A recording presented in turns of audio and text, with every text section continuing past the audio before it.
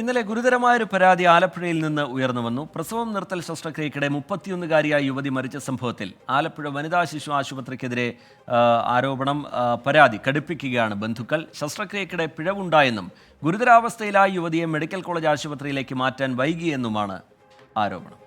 പ്രസവം നിർത്താനുള്ള താക്കോൽ ദ്വാര ശസ്ത്രക്രിയക്കിടെ ശാരീരിക അസ്വസ്ഥത ഉണ്ടായതിലും പിന്നീട് മരണം സംഭവിച്ചതിലും വിദഗ്ധ സർജന്മാർ പോസ്റ്റ്മോർട്ടം നടത്തണമെന്നായിരുന്നു കുടുംബത്തിന്റെ ആവശ്യം.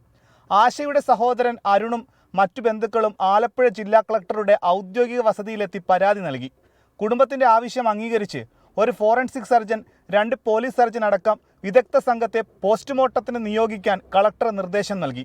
രാവിലെ തുടങ്ങേണ്ടിയിരുന്ന പോസ്റ്റ്മോർട്ടം ഇതുകൊണ്ട് വൈകിട്ട് 5:15 ആരംഭിച്ചത്.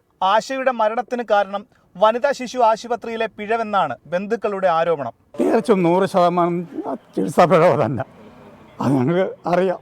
അതായത് 3 ദിവസമായിട്ട് ഈ WNC ഹോസ്പിറ്റലിലോട്ട് നടന്ന് സകല ടെസ്റ്റുകളും ചെയ്തതാണ്, എല്ലാ ടെസ്റ്റും ചെയ്തതാണ്. ടെസ്റ്റ് ചെയ്തിട്ടാണ് ഡോക്ടർ ഡേറ്റ് ഫിക്സ് ചെയ്തത്. മുൻ മന്ത്രി G. സുധാകരൻ മരണപ്പെട്ട ആശാ ശരത്തിന്റെ വീട്ടിലെത്തി ബന്ധുക്കളെ ആശ്വസിപ്പിച്ചു. കുറ്റക്കാർക്കെതിരെ കർശന നടപടി വേണമെന്ന് ജില്ലാ പോലീസ് മേധാവിയോട് അദ്ദേഹം ആവശ്യപ്പെട്ടു. സ്വകാര്യ മെഡിക്കൽ സ്റ്റോറിൽ ഫാർമസിസ്റ്റായ ആശയെ വെള്ളിയാഴ്ച രാവിലെയാണ് ശസ്ത്രക്രിയയ്ക്കായി കടപ്പുറം വനിതാ ശിശു ആശുപത്രിയിൽ പ്രവേശിപ്പിച്ചത്. ശസ്ത്രക്രിയക്കിടെ അസ്വസ്ഥതയുണ്ടാവുകയും അമിത രക്തസ്രാവം ഉണ്ടാവുകയും ചെയ്തു. ഗുരുതരാവസ്ഥയിലായിട്ടും 1 മണിക്കൂറോളം കഴിഞ്ഞാണ് മെഡിക്കൽ കോളേജ് ആശുപത്രിയിലേക്ക് മാറ്റിയതെന്നാണ് പരാതി. ഇവിടെ ചികിത്സയിലിരിക്കെയാണ് മരണം. 7ഉം 4ഉം വയസ്സുള്ള 2 കുട്ടികളാണ് ആശയ്ക്ക്. വിദേശത്ത് ജോലി ചെയ്യുന്ന ആശയുടെ ഭർത്താവ് ശരത്ത് നാളെ നാട്ടിലെത്തിയ ശേഷം വൈകിട്ട് 3 മണിയോടെ ശവസംസ്കാര ചടങ്ങുകൾ നടത്താനാണ് ബന്ധുക്കളുടെ തീരുമാനം. പോസ്റ്റ്മോർട്ടം റിപ്പോർട്ട് പുറത്തു വന്നാൽ ആശയുടെ ജീവൻ നഷ്ടമാകാനുണ്ടായ കാരണം വ്യക്തമാകും. എന്നാൽ ഇത്തരം സംഭവങ്ങളിൽ ഒരിക്കലും നടപടികളൊന്നും ഉണ്ടാകുന്നില്ലെന്നാണ് ഉയരുന്ന ആക്ഷേപം. സർക്കാർ ആശുപത്രികൾ സാധാരണക്കാരുടെ അഭയ കേന്ദ്രമാണ്. ഇത്തരം സംഭവങ്ങൾ ആവർത്തിക്കപ്പെടുമ്പോൾ മനുഷ്യജീവനുകൾക്ക് ഈ ആശുപത്രികളിൽ എത്രത്തോളം വിലയുണ്ടെന്നാണ് ഉയരുന്ന ചോദ്യം. MD അധീഷിനൊപ്പം മനീഷ് മഹിപാൽ, 24 ആലപ്പുഴ.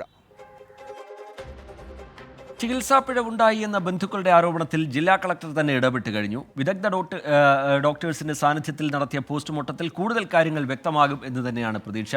കേൾക്കാം ഈ വിഷയത്തിൽ ജനങ്ങൾക്ക് എന്താണ് പറയാനുള്ളതെന്ന് പ്രേക്ഷക പ്രതികരണങ്ങളിലേക്ക്. ഇത് അവിടെ നിന്നുള്ള കടപ്പുറം ഹോസ്പിറ്റലിൽ നിന്നുള്ള നെഗ്ലിജൻസാണ്, അല്ലാതെ ഇത് വേറെ ഒന്നുമില്ല. ഞാൻ 30 മണിക്കൂർ ICUവിൻ്റെ മുന്നിലുണ്ടായിരുന്ന ആളാണ്. 30 മണിക്കൂർ അവളുടെ കൂടെ ലൈവായിരുന്നു. ഞങ്ങളെ കൊണ്ടുപോകാൻ പോലും സമ്മതിച്ചില്ല. എടുക്കാൻ പറ്റില്ല എന്ന് പറഞ്ഞ കുട്ടി 30 മണിക്കൂർ ലൈവായിരുന്നു. നമ്മൾ എടുക്കരുതെന്ന് പറഞ്ഞ കുട്ടി. അതാണ് എനിക്ക്. അതുപോലെ MRI സ്കാൻ ചെയ്യാതെ ബ്രെയിൻ ഡെത്ത് ഇവർ നമ്മുടെ അടുത്ത് പറഞ്ഞു.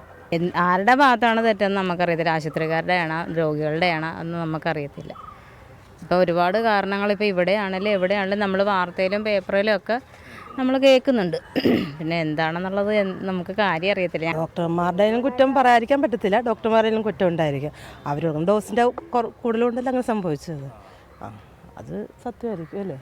പിന്നെ പറയാൻ പറ്റില്ല, വിധിയുടെ ഒരു ഇതും കൂടെ വരും. അങ്ങനെയല്ല, സർക്കാർ ആശുപത്രി അങ്ങനെ താഴ്ത്തി കിട്ടാൻ പറ്റത്തില്ല.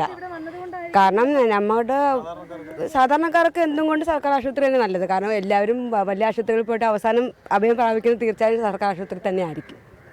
അതുകൊണ്ട് അവരെ താഴ്ത്തി കിട്ടാൻ പറ്റത്തില്ല. പിന്നെ ചെറിയ പാവപ്പെടുന്നതും ഉണ്ടാകാം, അത്രേ ഉള്ളൂ.